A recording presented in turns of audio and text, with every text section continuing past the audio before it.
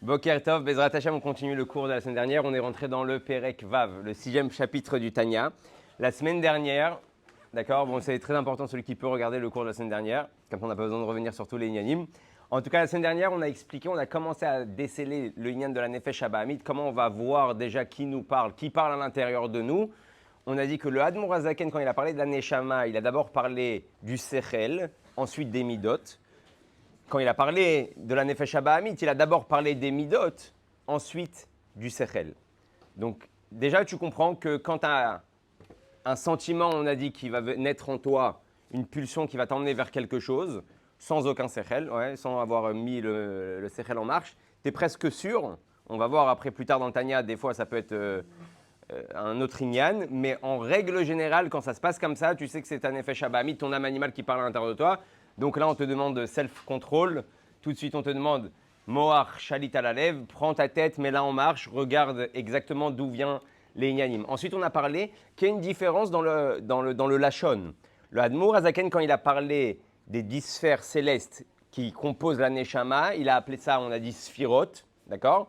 Et quand il a parlé de la Nefesh Habahamit, il l'a appelé Eser Kitrin de Mesavaouta, les 10 couronnes, d'accord, des forces d'impureté, de l'impureté. Alors pourquoi il va avoir ce lachon qui va... Tu peux me dire, ok, Zel Umadza Sa Elokim, Dieu, tout ce qu'il a fait dans la Neshama, il l'a fait dans l'âme animale, donc tu aurais dû me dire 10 sphérot Gdoshot et 10 sphérot, à la limite Tmeot. Alors pourquoi il a décidé de changer le lachon et ramener le lachon du Zohar sur le Inyan du Keter? C'est ça qu'on va développer Bezrat Hashem aujourd'hui, parce que c'est un très beau sujet, c'est très fort. Et on va comprendre en fait que notre Nefesh Habahamit, elle est pas si nulle que ça, elle est très puissante. Et la force du Tanya et la force de la Chassidoute, c'est justement de ne pas briser notre âme animale, mais d'essayer de la faire travailler pour le même but, pour Torah ou Mitzvot. Vous savez, il y a une histoire une fois, hein, avec le Tzemar Tzedek, on est venu lui ramener une boîte de tabac que le Admor Hazaken avait reçue. Maintenant, qu'est-ce qu'il a fait le Admor Hazaken? Il avait séparé la boîte de son miroir. Apparemment, il y avait un miroir dans la boîte pour voir s'il mettait les tefilines comme il faut. Donc, il y a un chassid qui a récupéré cette boîte-là et il a dit, regarde, le Admor Hazaken, il a cassé la boîte pour récupérer même d'une boîte de tabac, hein, un miroir avec qui il va pouvoir faire en réalité des mitzvot. Il va pouvoir s'occuper de cette filine. Et le Tzemar Tzedek, il l'a repris sur son lachon. Il lui a dit, mon grand-père ne cassait rien. Ouais. Donc, c'est pas possible qu'il a cassé la boîte, même pour faire quelque chose de bien. Il a juste séparé en fait, la vis, le fil qu'il y avait entre le miroir et la boîte pour utiliser de filine. Bon, tu dis, c'est une histoire anodine. Ok, il n'a pas cassé, il a juste démonté. Et le Tzemar Tzedek, il a expliqué qu'en réalité, c'est du coup ça la particularité. Le Admor Hazaken, il ne cassait pas les choses. On aurait pu avoir un livre qui nous casse la Nefesh Habahamit, qui nous casse l'âme animale sans arrêt. Ouais, combien elle est mauvaise, combien elle est nulle, combien elle nous pousse vers des endroits mauvais, combien il faut la détruire, combien il faut faire des jeûnes, combien il faut l'affaiblir. Il te dit non. Tout le but du Admor Hazaken, c'est que tu prennes tout en potentiel. Pourquoi? Parce qu'on va voir qu'elle est, comme on a dit, très puissante. Ensuite, juste pour rappeler qu'on avait parlé la semaine dernière, que les anges s'appellent les Chayot à Kodesh, ouais, les Behemoth. Et on a expliqué qu'en réalité, chez les anges, ils n'ont pas un travail spirituel au niveau de leur sechel. Ils n'ont pas besoin de mettre en marche leur sechel pour avoir des sentiments envers Dieu. Parce que c'est tivi chez eux, c'est naturel chez eux.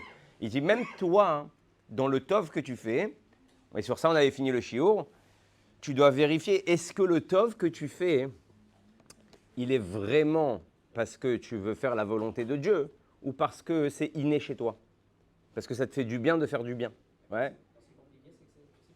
Alors le Rabbi Rachab, il ramène une phrase, je pense qu'on peut l'idbonnen sur cette phrase-là. Il dit quoi? Il dit qu'il y a plusieurs ta'avot, il y a plusieurs plaisirs dans ce monde. Il y a ce qui s'appelle ta'avot achila, le plaisir du manger. Celle-là, il énumère comme le plaisir le plus bas du monde. Ça veut dire que de là-bas, il va nous annoncer le Rabbi Rachab. On pense que si on parle de ta'avot, c'est quoi les pires ta'avot? On peut parler de l'argent, on peut parler de la pritsout, de tout ce qui est les avérotes qui concernent les femmes. Pourquoi les gens ils courent à droite, à gauche dans des soirées, tout ça? Parce qu'on sait ce qu'il y a là-bas. Donc il y a beaucoup de ta'avot dans le monde. Et il vient, il te lance une bombe, il te dit la pire des ta'avot, c'est la ta'avat achila. C'est la pire. Et ça veut dire qu'il dit quoi? Que si tu casses la ta'avat achila, le plaisir de tout ce qui est mangé, tu casses toutes les ta'avot qui viennent après. Parce que la ta'ava, c'est elle qui nourrit en réalité ta nefesh hamit. C'est le nefesh hamit qui court derrière le shawarma avec le trina et qui veut que ça toute la journée. Hein. Alors on va voir. Est-ce que, alors quoi, on va devenir des des porchim, ouais, des prouchim. On va arrêter de manger, on va arrêter de kiffer, on va arrêter de ça. On va voir dans quel cas on peut kiffer, quand on peut pas kiffer, dans quel cas comment on doit manger. Ça, c'est ce qu'on va développer après. Mais en tout cas, là, ce qu'il nous dit, le Rabbi Rachab, c'est qu'il y a la ta'avat achila, mais là-bas, il va donner aussi ta'avat amidot. Ta'avat, donc c'est quoi la ta'avat amidot? C'est quoi la ta'avat amidot? C'est quoi cette ta'ava-là? Il va nous expliquer tout simplement qu'en réalité, la ta'avat amidot, c'est ce qu'on est en train d'expliquer, que des fois, tu as des ta'avot. Tu as un plaisir de faire du bien, tu as un plaisir de faire quelque chose. On avait ramené l'exemple de Avraham Avinu, mais ce n'est pas forcément que tu le fais pour Dieu. Parce que sans ça, tu ne te sens pas bien. Et même ça, Bedagout, c'est une ta'ava. En fait, tu n'es pas dans la nefesh haelokit, tu es dans la nefesh habahamit. En fait, tu es en train de te servir sans t'en rendre compte toi-même. Alors, des fois, on court dans tous les sens, dans des hamoutod, dans des associations, parce que ça nous fait du bien d'aider d'autres personnes.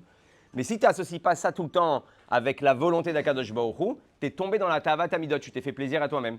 Et ça aussi, ça s'appelle une ta'ava qui vient de la nefesh habahamit. C'est-à-dire que même dans le tov, tu peux retrouver la nefesh habahamit qui se sert de tes propres plaisirs pour son bien à elle. D'accord?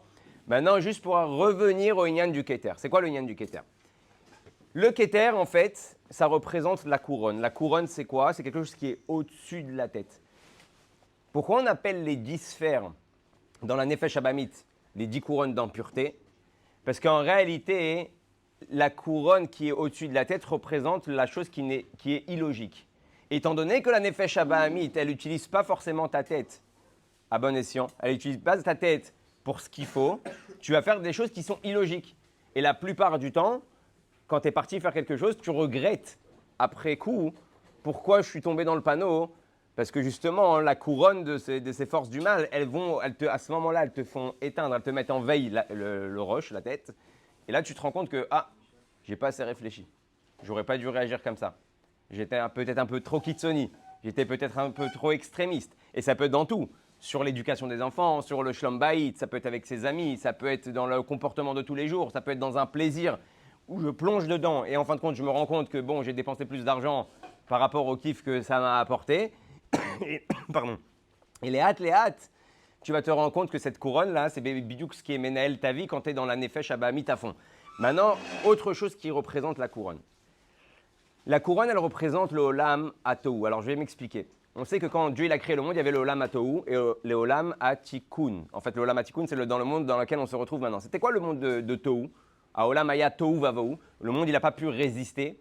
C'est qu'en fait, chaque sphère était complètement indépendante. Ça veut dire que le chesed ne calculait pas la gvoura, la rigueur. Il était à fond dans son inyan. Pour lui, il n'y a que ça de vrai. Il n'y a que ça qui existe. Donc, en fait, c'est ce qui a fait Shvirat HaKelim. Ça a tout pété, ouais. Ça a tout cassé. Parce que tu ne donnes pas la place à une autre sphère de venir se mélanger. C'est pour ça que, comme on avait fait dans un des shiur, vous vous rappelez, on avait mis le schéma des 10 sphères. Les 10 sphères, elles sont toutes reliées une à l'autre. Et c'est quand tu es dans le Olam Hatikun, quand tu es capable de relier toutes les midot une à l'autre. Quand chacun il veut vivre qu'avec sa propre mida, ça fait une bombe atomique. C'est pour ça que aussi qu'on a vu que le Rabbi Rayatz, il dit quoi? Il dit que quelqu'un qui ne supporte pas le caractère d'un autre, c'est la preuve que sa vie est le Olam Hatou. Le Olam Hatou. Ça veut dire que quelqu'un qui est à fond dans le chesed, il ne peut pas supporter quelqu'un qui est dans la gvoura, qui est dans la rigueur. Ah, c'est un lourd celui-là. Ah, c'est un rkik. Ah, il est fatigant. Ouais. C'est le taux. Ça, c'est le taux. C'est ça qui est. Quoi? La terre. Ouais. Alors, tout le travail, c'est de prendre le Olam Hatou et de le rendre Olam Hatikun. Comme on va voir maintenant, justement, avec la paracha de la semaine, on sait qu'il y a Yaakov et Esav qui vont naître. Et Yaakov et Esav, ils représentent le Olam Hatou, Esav. Justement, on voit que Esav, il a un derrière où il n'arrive pas à contrôler ses émotions. Il n'arrive pas à contrôler ce qu'il doit faire dans sa vie de tous les jours. On a dit que Esav, il avait un autre rôle à la base. c'était d'être le Benoni. Dans un des shows, on avait expliqué, c'était lui qui devait, de lui, il devait sortir les juifs qui sont Benoni, qui ont un Yetzerara et qui sont Midgaber sur leur Yetzerara, tandis que Yaakov, il devait être dans le Olam Atikun, donc dans le Olam en fait de ce qui s'appelle les Tzadikim, et lui il devait représenter, de lui il devait sortir tous les juifs qui sont Tzadikim. Et quand il n'a pas réussi à faire sa mission et que Yaakov il lui a pris les brachot, il a inclus en lui, on a dit, les juifs que c'est qui sont Yehudi qui mitgaber sur son Yetzerara. Ok. Et maintenant, on va voir pourquoi en fait Esav il était si puissant que ça.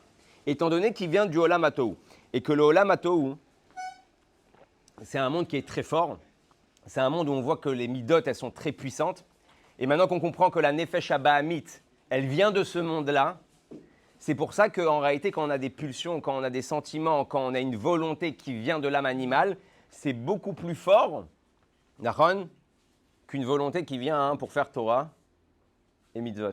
Quand je te parle de kiff, c'est beaucoup plus facile que quand je te parle de Gdusha. D'accord? À part quand tu arrives à un niveau de tzaddik où la Gdusha devient un kiff. Mais Tachles, la Nefesh Abahamit, elle a un tokef. Elle a une force qui vient du Olam Hatou. Et c'est pour ça que c'est compliqué de la battre. Mais c'est pour ça que si tu arrives à la prendre dans ton clan, tu peux devenir super puissant. Ta Nefesh Abahamit, elle va devenir ton manoa, elle va devenir ton moteur pour avancer encore plus vite. Et Rov Dvuot Bekoar Shor, il y a écrit. La récolte, elle va être plus grande par rapport à la force du taureau. Ouais, le taureau, c'est un animal. Plus il est fort, plus il fait de la récolte. Il te dit c'est exactement pareil. Quand tu vas prendre ta Nefesh Abahamit et que tu vas la rendre Rov Tuvot Bekoar Shor, tu vas la mettre dans le clan de la Nefesh Elokit, alors les mitzvot que tu vas accomplir, elles seront beaucoup plus fortes, t'en feras beaucoup plus, parce qu'en Tarles, la fatigue, ça vient de la Nefesh Abahamit, ouais, l'oubli, ça vient de la Nefesh Abahamit, la volonté aussi, ça vient quelque part de la Nefesh Abahamit. Donc quand tu vas la prendre de ton côté, que tu vas dire, oh, je peux faire une mitzvah, je dois aller jusqu'à Haïfa, tu vas y aller. Pour l'instant, comme on a dit, tu vas courir peut-être pour une pizza à Haïfa. Mais pour une mitzvah à Haïfa, je dirais, écoute, il n'y a pas quelqu'un là-bas qui peut faire la chose. Alors c'est pour ça, c'est la première Nekuda. Pourquoi ça s'appelle Keter? Tout simplement parce que déjà, c'est au-dessus de la logique, ça contrôle ta logique, et donc tu vas faire des choses qui sont illogiques. Et la deuxième chose, c'est que ça vient du Olam Hatou, et l'Olam Hatou, il est au-dessus. Donc le Keter, il est au-dessus de l'enchaînement des mondes, c'est pour ça qu'il représente le Keter, et il est au-dessus de ces mondes-là, et donc il n'y a pas de Seder, mais c'est très, très, très puissant.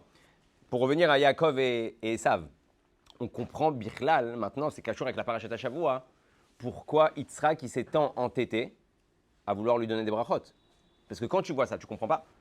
Tu dis, attends, quel rapport? Yitzhak, il n'a pas le roi HaKodesh. Yitzhak, il ne voit pas que Esav, il fait des Trafalgar. Il te pose des questions al pied à l'acham, mais tu comprends qu'il est en train de t'embrouiller.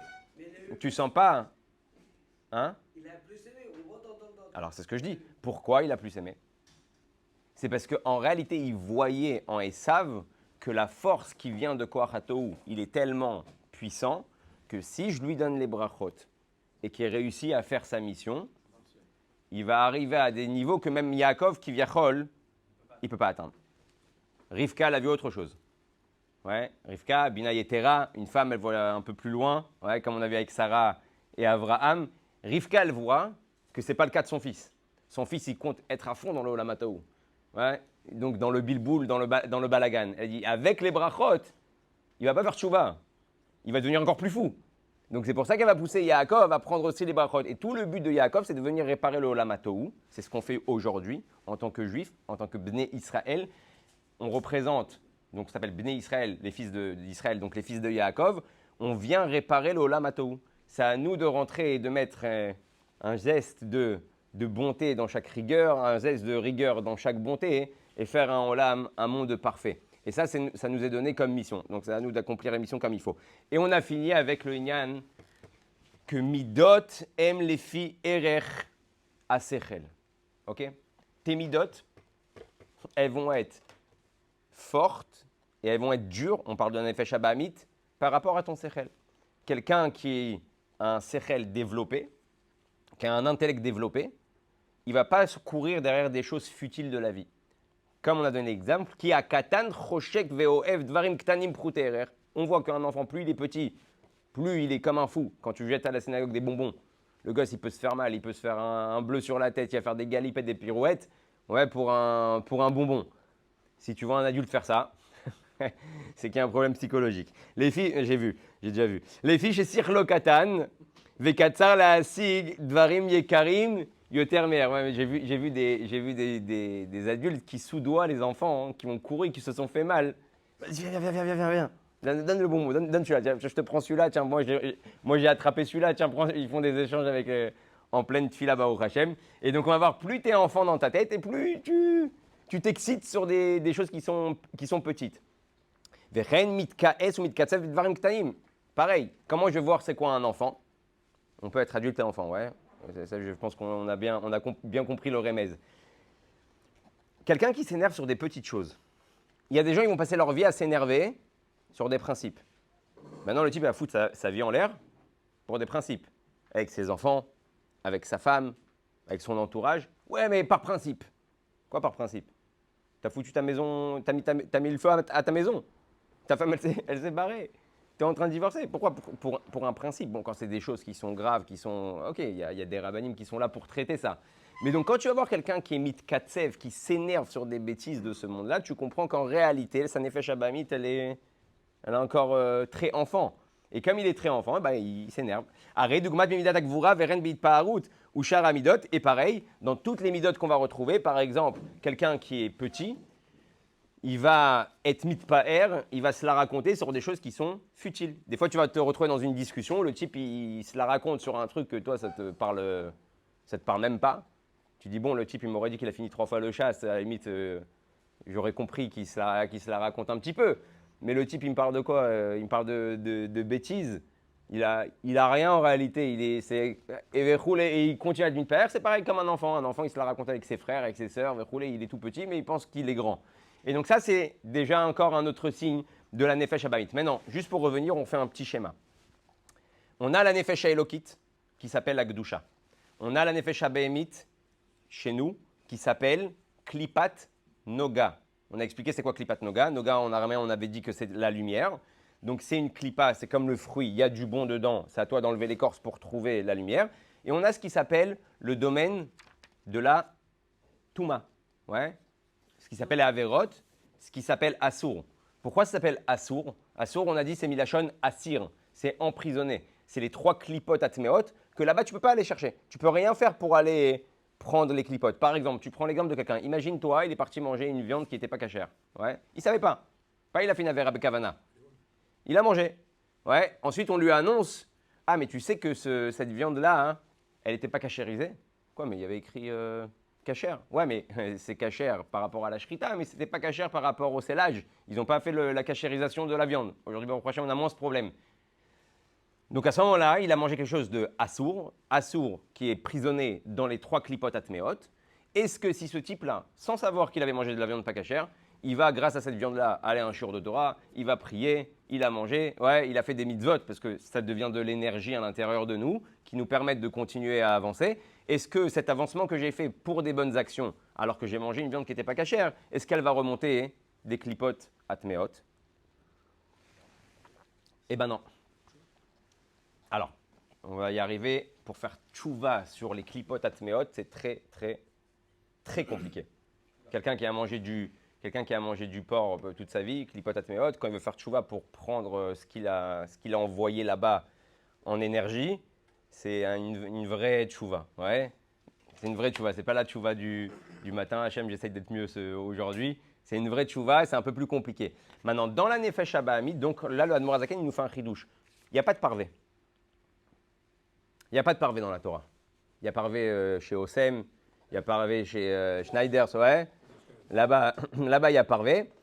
Mais dans la Torah, il n'y a pas de parvé. Il y a soit Gdusha, soit Touma. Alors, ok. D'un autre côté, il y a plein de choses qui sont des choses journalières. Maintenant, ce verre d'eau-là, il est quoi? Hein? Oh. Alors, il y a quelque chose de très très fort. Hier, j'ai étudié un Mahamar sur le parachat, sur le Hallel d'Afka du Rabbi. Et il dit comme ça. Il dit qu'en réalité, les Chachamim, ils sont venus nous rajouter 7 mitzvot des Rabbanan. Pourquoi? À quel moment ils ont rajouté les 7 mitzvot des Rabbanan? au moment où on a eu le deuxième Beth Amikdash. Au deuxième Beth Amikdash, déjà, il y avait une grande Yerida au niveau de la galoute. On a vu que les 400 ans du Beth Amikdash, une partie, on était sous la tutelle perse. C'est eux qui nous ont autorisé de revenir et construire le Beth Amikdash. Après, on a eu les Grecs, Hanouka. Après, on a eu les Romains. Donc, même ces 400 ans de Beth Amikdash, ce n'était pas les 400 ans qu'on a eu pendant le premier Beth Amikdash avec Shlomo HaMelech, où là-bas, il y avait une vraie Gdusha. On était indépendants. C'était nous qui contrôlons tout le Inyanim. Là, on était toujours sur une tutelle. Donc, la galoute, elle a déjà commencé, même si on avait le deuxième Beth Amikdash. Et donc, les Chachamim sont venus rajouter 7 mitzvot. Si vous faites la gematria de 613 plus 7, 620, c'est gematria Keter. Les Chachamim, ils sont partis chercher une lumière. Ils ont dit, pour pouvoir faire maintenant descendre la lumière que Dieu il attend de nous, ils ont rajouté 7 mitzvot qui emmènent à un endroit qui font descendre une lumière qui est plus grande que les 613 mitzvot des Horaïta. D'où la Khumra, comment c'est important de respecter ce que les Chachamim ils ont dit. Les 7 mitzvot des Rabbanan, le Rabbi nous dit, elles font descendre une lumière qui est plus grande que des Horaïta. Je ne dis pas plus important. Ouais, ça ne veut pas dire, alors je vais faire des Rabbanan, je ne vais plus faire de Horaïta, parce que c'est comme ça que ça marche. À chaque fois qu'on fait un cours, alors je vais faire des Rabbanan, je ne vais plus faire de... Non, c'est pas... On doit faire descendre la lumière de la Torah, mais pour que la lumière de la Torah puisse continuer à descendre pendant le Zman de la Galoute, pendant le Zman du Chocher, tu as besoin de ces 7 mitzvot-là qui vont atteindre un niveau plus haut, qui font descendre une plus grande lumière, qui va descendre dans ce monde. C'est pour ça que toutes les mitzvot des Rabbanan, c'est des mitzvot d'Afka qui sont particulières, qui rentrent dans la matérialité de ce monde. Si tu fais attention, tu prends Hanouka, tu prends Purim, on ne te dit pas c'est Yom Tov. On ne te dit pas c'est par toi de la matière. Shabbat, il n'y a pas de matière. Il y a du spirituel. Même le matériel, il est annulé au spirituel. Tu dois être concentré dans l'itnatek. Tu ne prends pas de téléphone, tu ne prends pas d'internet, tu ne prends pas de khadashot. Tu es un jour, bidouk. Pareil pour Yom Tov. Yom Tov, tu réfléchis un petit peu, tu rentres dans la fête, la Simcha, Shavuot, Simchat Torah, Sukkot, tous ces yanim-là.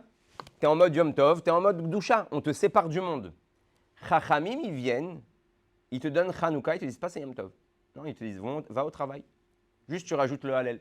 Juste tu rajoutes Alanissim. Juste le soir, tu allumes quand tu rentres du travail la Hanoukia. Alors comment tu me dis que ça, c'est plus grand? Mange des beignets. Purim, dis l'Echaim. Pourtant, tu me dis faire l'Echaim, mais tu ne me dis pas de faire un kidouche spécial.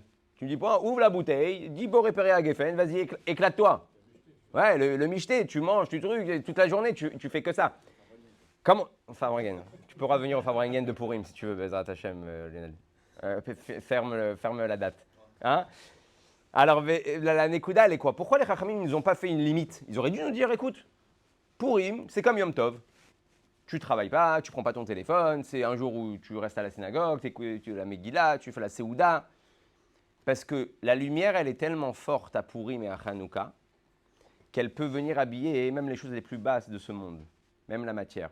Donc tu vois bien que pour qu'une lumière pénètre aussi la matière d'une manière aussi dévoilée, à tout le monde, femmes, enfants, hommes, enfants en éducation, à tous les âges, on te demande, c'est une des halakhot, on te demande à Purim d'emmener même les enfants à la synagogue, bien sûr faire attention au yin du bruit, mais quand même, on te dit, bon, ne sois pas trop dur avec le bruit, les enfants, c'est leur jour. Comment ça se fait? Pourquoi j'ai besoin de... Alors qu'à Kippour, tu dis, bon, s'il n'a pas l'âge, s'il va déranger, je ne l'emmène pas. Pourtant, c'est Yom Kippour. Et Purim, on te dit, non, tu dois emmener l'enfant écouter la Megillah. Parce que cette lumière-là, elle va pénétrer toute ta source de vie, dans tous tes inanimes que tu fais tous les jours, d'une manière futile. Maintenant, il te dit quoi? Le rabbi te dit, il y a quelque chose de plus haut que ça. Il y a les Chachamim, ils ont posé dans la Gemara. Et Zoé. Non, ça me fait penser. Hein? Non, ça me fait penser, comme on dit, genre le 10e, il prend les mitzvot de tous les 10 premiers. Il arrive après le premier. Ouais. Parce que c'est lui qui fait venir la Shrina. Il fait descendre la Shrina. Ça me fait penser à ça. Après, je sais pas si... Alors, justement, juste après, on va parler de c'est quoi la Shrina. C'est très important de comprendre c'est quoi la Shrina. Il y a une question qu'on va poser par rapport au fait qu'on dit, quand tu es dans la Gdusha, tu fais descendre la Shrina. Shrina, c'est Shochen. Dieu, il vient, il se présente. Mais il y a un yen qui nous dérange par rapport à la Chassidoute qui nous dit, Leit atar panouimine. Il n'y a rien hormis Dieu. Tout est Dieu. Shrina, pas Shrina. Ouais. Dans n'importe quel endroit du monde, c'est qui? C'est Hachem.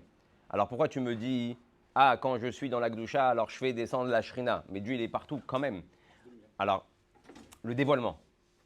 Quand je suis dans la Shrina, je vois que Dieu réside. Quand je suis dans la Touma, là-bas aussi, il y a Hachem. Parce que s'il n'y a pas Hachem, je ne peux pas vivre. Donc, c'est quoi la différence? C'est que là-bas, je ne vois pas qu'il y a Dieu. J'ai l'impression d'être indépendant. Alors que quand je suis dans la Shrina, hein, je vois Mamash que c'est Akadosh Baruch Hu. Mais juste pour revenir à nos moutons. La Klipat Noga, donc par exemple, quelqu'un, l'âme animale, elle va venir, elle va me dire, vas-y, kiffe un shawarma. Mais pourquoi tu kiffes un shawarma? Je ne sais pas, c'est juste pour le kiff. Je ne pense pas à Dieu à ce moment-là. Je ne rentre pas à Dieu, je ne pénètre pas Dieu dans ma vie. C'est pour ça que les Chachamim, à part ça, ils ont dit, c'est quoi hein, ce qui s'appelle Parashat Ktana. Parashat Ktana, où dedans se retrouve toute la Torah. Bechol derachecha daeu. Les Chachamim, ils ont posé dans la Gemara, c'est quoi le pasouk? C'est quoi le Parashat Ktana? C'est quoi Parashat Ktana? Ce verset-là, où je vais retrouver toute la Torah. Quel pasouk ils ont choisi? Bechol derachecha daeu. Dans tous tes chemins, je te connaîtrai. Ça veut dire quoi? Ça veut dire c'est où que les Chachamim ils viennent, ils te disent qu'il y a la plus grande lumière, encore plus que les Sheva Mitzvot des Rabbanan, encore plus que Tariag Mitzvot à Torah, c'est Beparashat Ktana, dans les choses ktanim de ta journée. C'est où que tu fais descendre la plus grande lumière dans le monde d'Akadosh Baruch Hu, c'est quand dans ta vie de tous les jours. Dans la synagogue, c'est facile de penser à Dieu. Dans un shiur de Torah, c'est facile, on parle de lui. Ouais. Quand on est dans la prière, pareil, je suis avec mon talit, je suis avec les tefillin, je dis Hachem Melech, Hachem Malach. Bon, j'ai compris, à moins que je suis vraiment ailleurs. Mais malgré tout, je m'adresse à Hachem. Donc en réalité, je suis dans le domaine de l'Akdoucha. C'est quand je vais sortir de la synagogue et que je vais ouvrir mon téléphone et que ce monde-là va venir m'engloutir. Et que dans ce monde-là qui essaye de m'engloutir, je vais à chaque fois ramener Dieu. J'ai rencontré ce client parce que c'est Dieu qui me l'a mis devant moi. Je vais manger parce que j'ai besoin de manger parce que 1, 2, 3, 4. Ouais. Je ne mange pas comme un glouton parce que ce n'est pas le plaisir du shawarma qui m'excite. C'est parce que je dois manger, parce que je dois continuer à travailler, parce que parce que c'est ce que Dieu m'a demandé. À chaque fois que je vais rentrer Dieu, c'est Parashat Ktana. Et cette lumière-là que tu fais descendre dans Parashat Ktana, elle est plus grande que même toute la Torah. Donc, c'est-à-dire de rentrer Dieu dans chaque kavanot, c'est venir en réalité se battre contre un Nefesh Abahamid qui toute la journée ne pense qu'à elle. Et là, il te dit dans Klipat Noga, si maintenant je viens manger que Baal Ta'ava, je viens manger pas parce que c'est une Seudat Mitzvah, je veux juste faire un kiff, juste faire un kiff, juste faire un kiff, juste faire un kiff. Ouais. Quand je suis juste faire un kiff, alors vous allez être choqués, c'est pas facile, mais on a demandé à devenir des Benoni à la fin du Sefer Tanya. Donc il faut qu'on sache de quoi ça parle un Benoni, le Benoni du Tanya.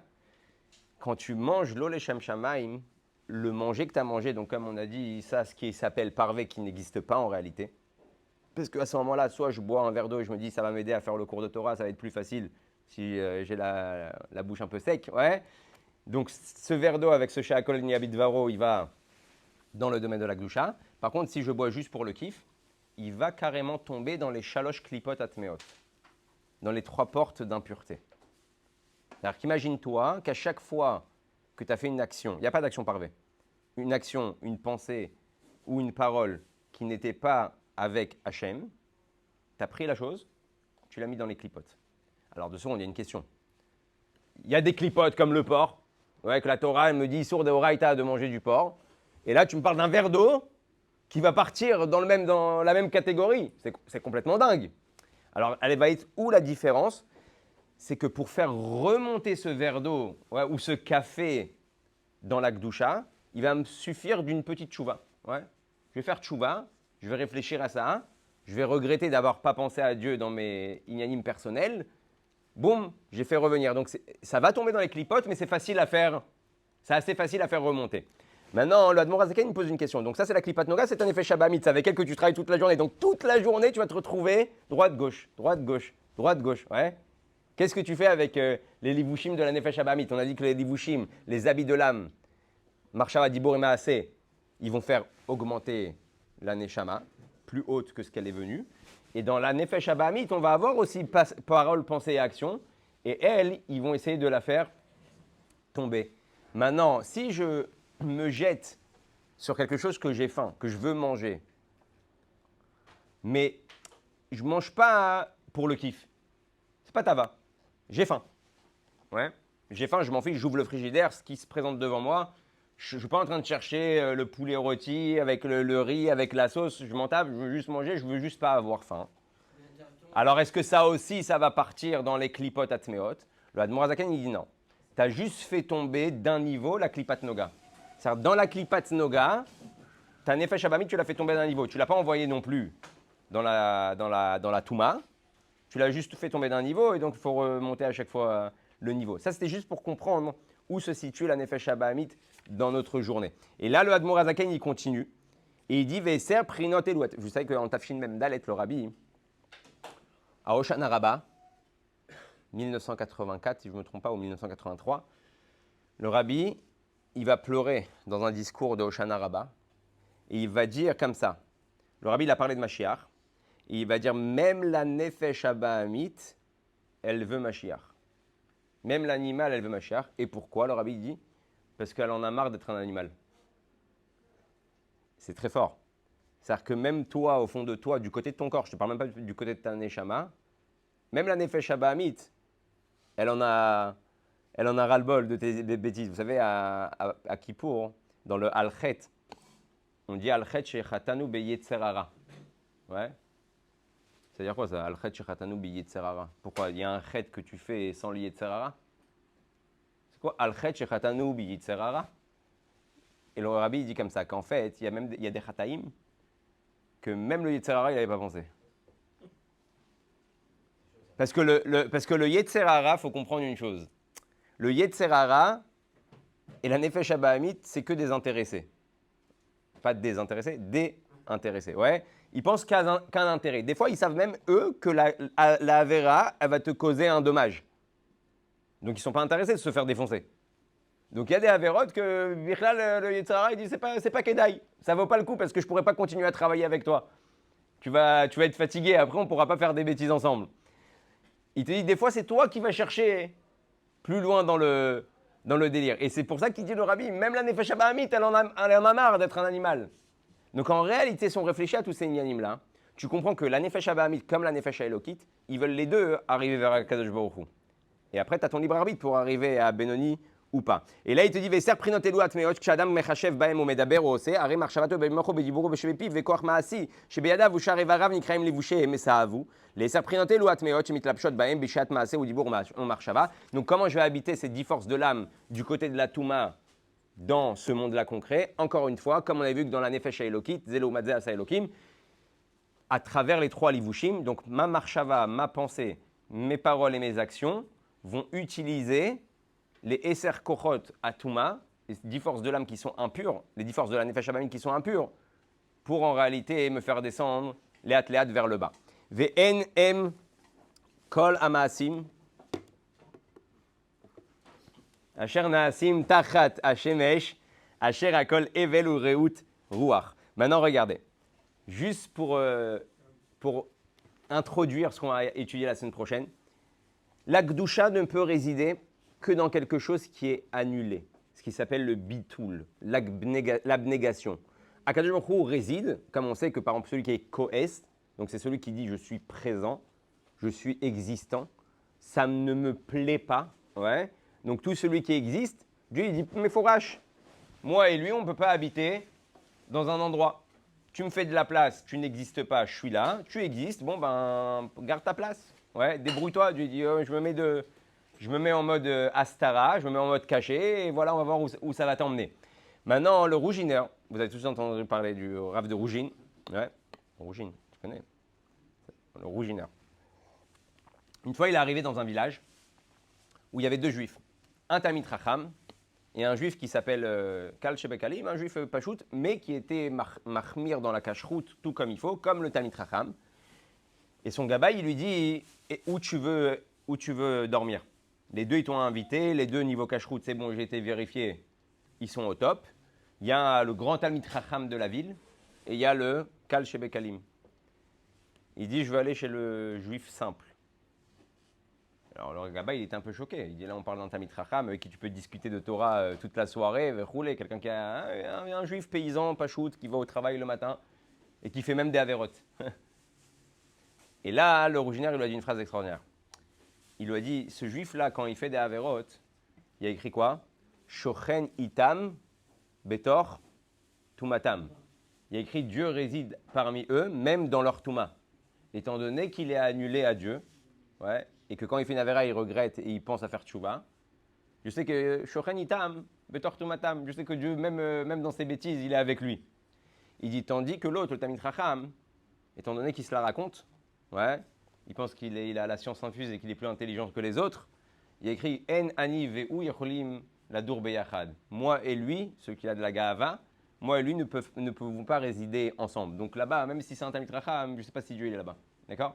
Donc ça te montre que quand tu vas rentrer dans le domaine de la Gdusha, tout simplement, c'est que quand tu n'existes pas. Quand tu es capable de te mettre de côté vis-à-vis de Dieu par rapport à Dieu.